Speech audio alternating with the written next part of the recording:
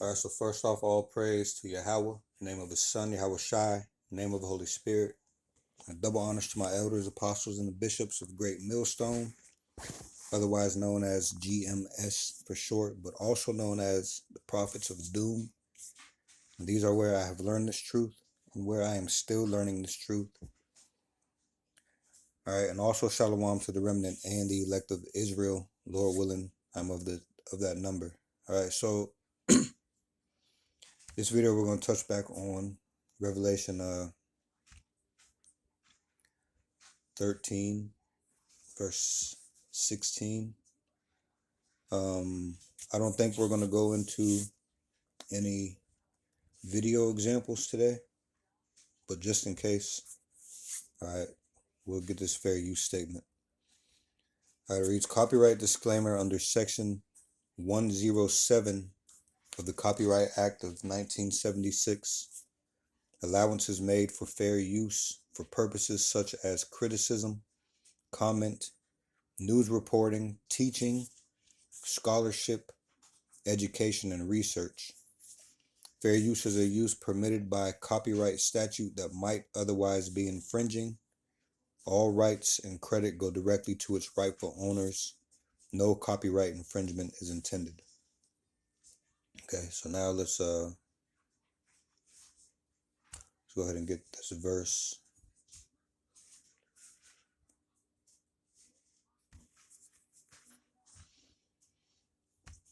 Revelation 13 and verse 16, it reads, and he causeth all, both small and great, rich and poor, free and bond, to receive a mark in their right hand or in their foreheads, and that no man might buy or sell, save he that had the mark, or the name of the beast, or the number of his name.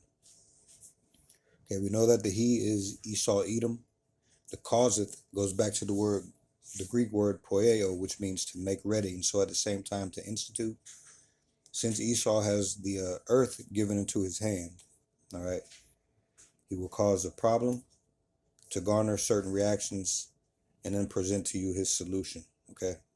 And then that's going to go for everyone is going to be presented with this thing, no matter what perceived status or lack of status that you have in this world, all right? So it's going to cause you to receive a mark. The mark goes back to the Greek word charagma, okay?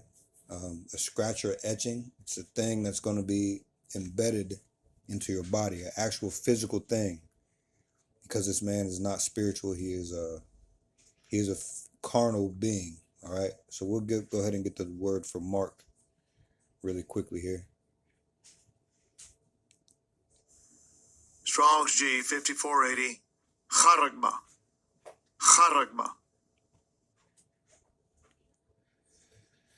All right, it says a stamp, an imprinted mark. It says of the mark stamped on the forehead or right hand as the badge of the followers of the ones that are against the Messiah. All right, it uses the word antichrist, but anti, against, in that word Christ, what they mean there is the anointed or the Messiah.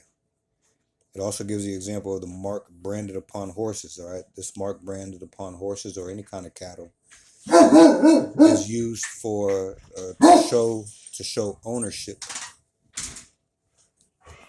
All right, Strong's definition of charagma says a scratch or etching, i.e. stamp, as a badge of servitude. All right, it shows ownership and it shows who you serve. So let's go back here. Oh yeah, and the Greek, what's up? So the root word is the word karox, and that's how they're going to introduce this micro C-hip into your body, all right? Pale or stake, a palisade. All right, we went through that a couple of videos ago, all right, when we spoke of the charagma before, or Revelation 13 and 16 before. There's a lot of videos going into this. I just want to give a quick rundown, because what we are going to focus on in this video is, all right, the causeth all, and also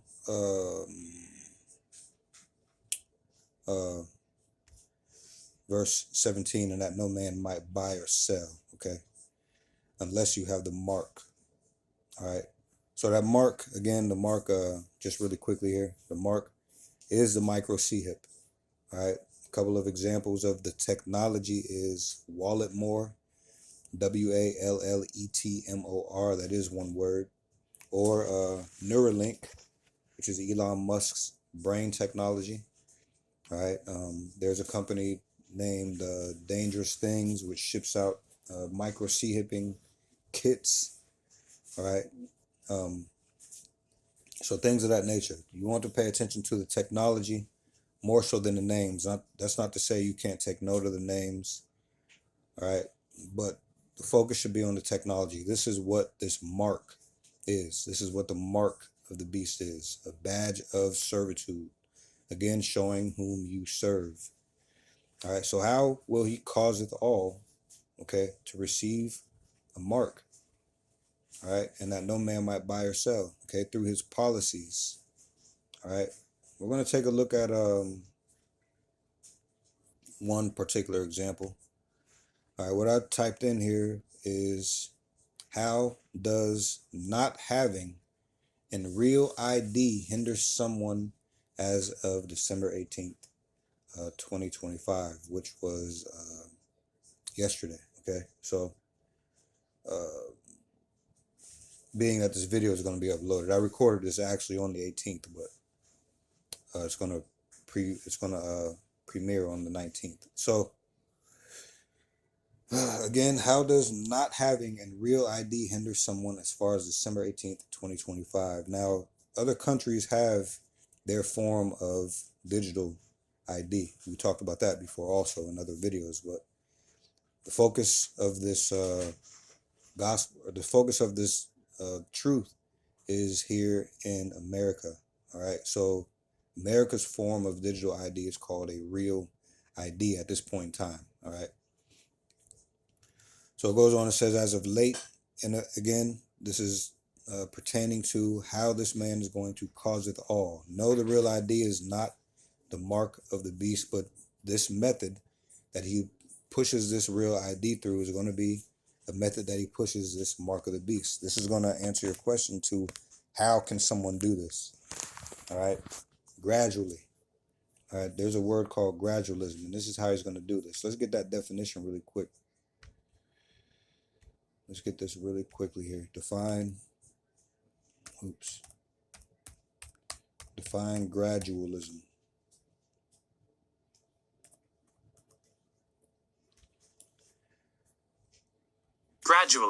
Gradualism, a policy of gradual reform rather than sudden change or revolution.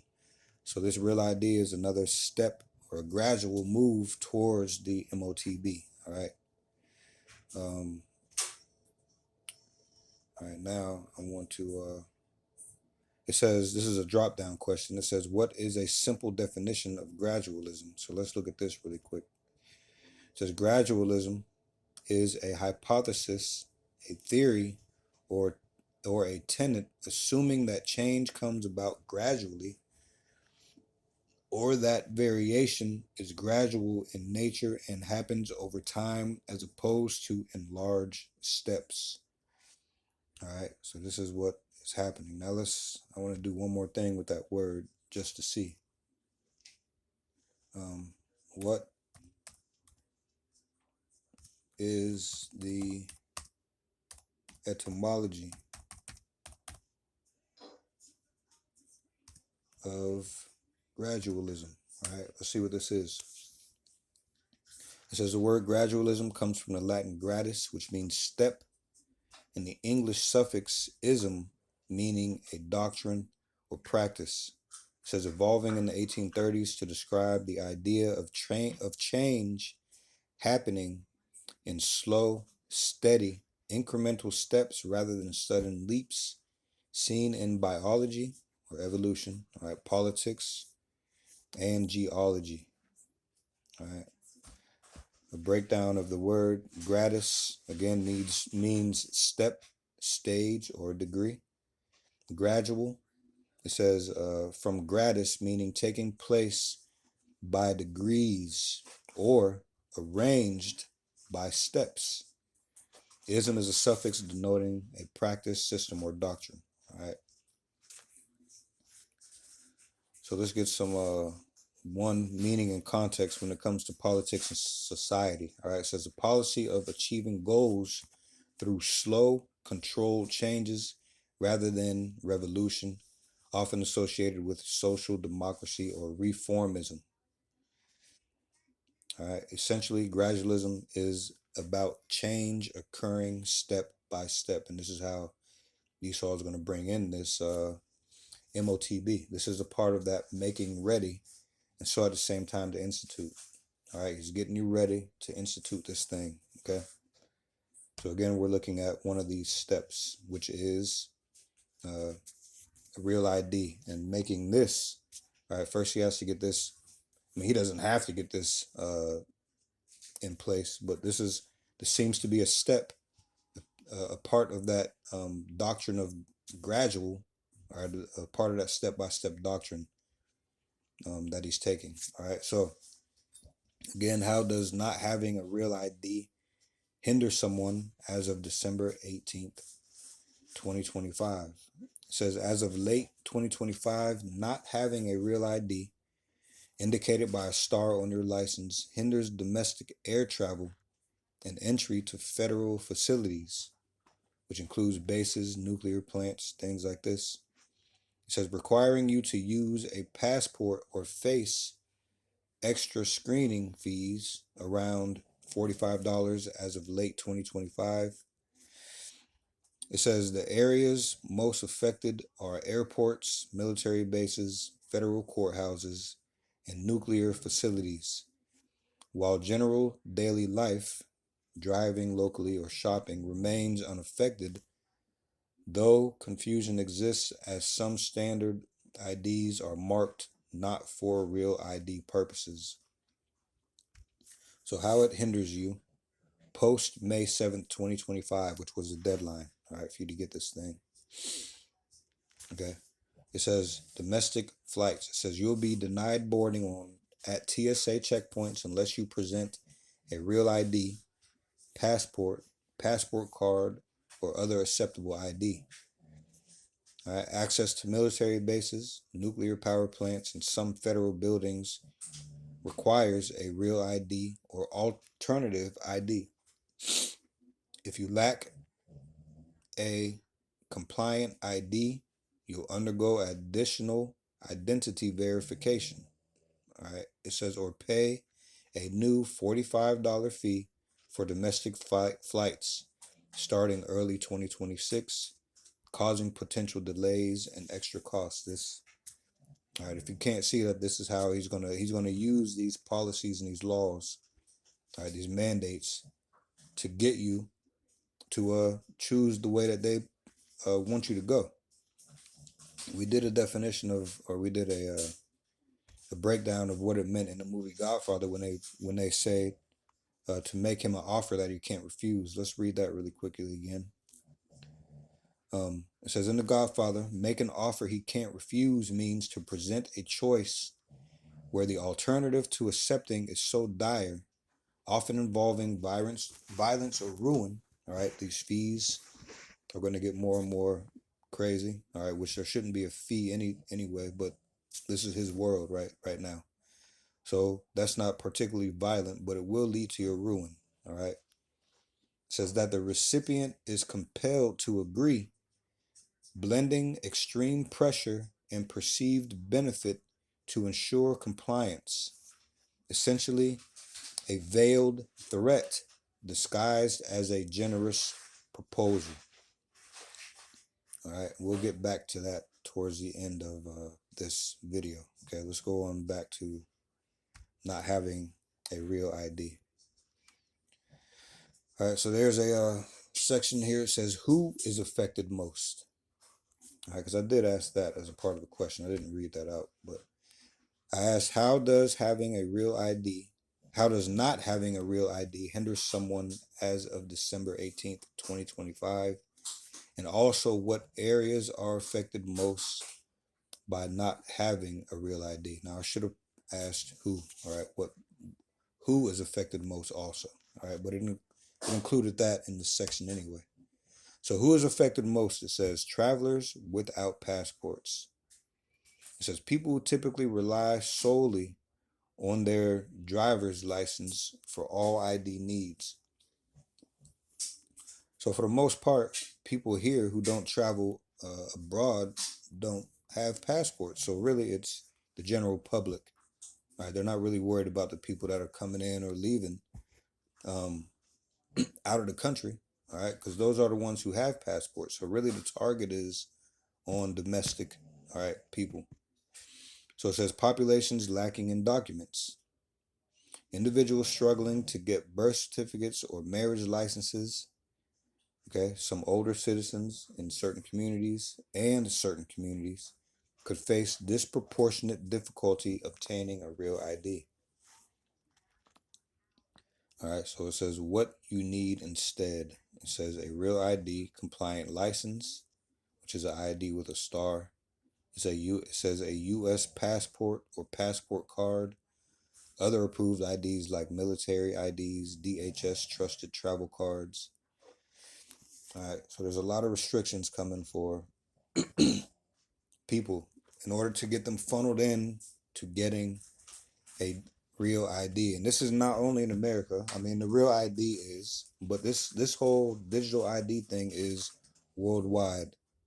All right, it is worldwide.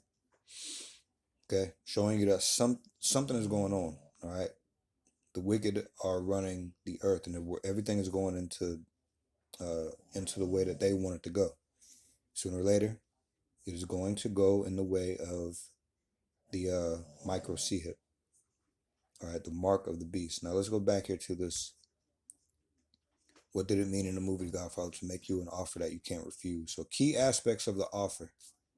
An implicit threat. It says refusal leads to severe, often deadly consequences, though usually not explicitly stated in the initial offer. All right, part of this gradualism. Okay, strategic power. It says it's a demonstration of the, and as far as this movie and the statement is confirmed, it says it's a demonstration of the Don's intelligence and influence, forcing others to submit without direct brute force. So if they present this thing to you in a way that doesn't seem threatening, it's not directly brutal. All right, that's to get you to go ahead and get it now. All right, before they have to take the step of being brutal, and that is coming. All right. It says creating dilemmas. It says the tactic involves maneuvering opponents into positions where their options are limited, making your desired outcome the least bad choice for them. Okay, this is going right along with this gradual and how Esau is going to go about things. All right, duality. It says the phrase captures the Corleone world's blend of politeness and menace, where a smile accompanies a demand. Okay, it says in essence, it's not a true offer, but a strategic demand backed by the implicit threat of extreme negative repercussions, right? And it all fits into Esau's method, all right? So I just wanted to hit on how this man is going to causeth all, both small and great, rich and poor, free and bond, to receive a mark or a microchip in their right hand or in their foreheads. All right. A part of that making your offer you can't refuse is that no man might buy or sell, okay, except you have this mark. And again, how are you going to get things essential to live like food, clothing, and shelter unless you are able to buy or sell? All right. So I hope this came through as sincere and edifying. With that, all praise to Yahweh. In the name of his son, Yahweh Shai, in the name of the Holy Spirit. Double honors to my elders, apostles, and the bishops of Great Millstone, otherwise known as GMS for short, but also known as the Prophets of Doom. These are where I have learned this truth and where I am still learning this truth. And also shalom to the remnant and the elect of Israel. Lord willing, I'm of that number. And Lord willing, we'll see you in the next video. Shalom.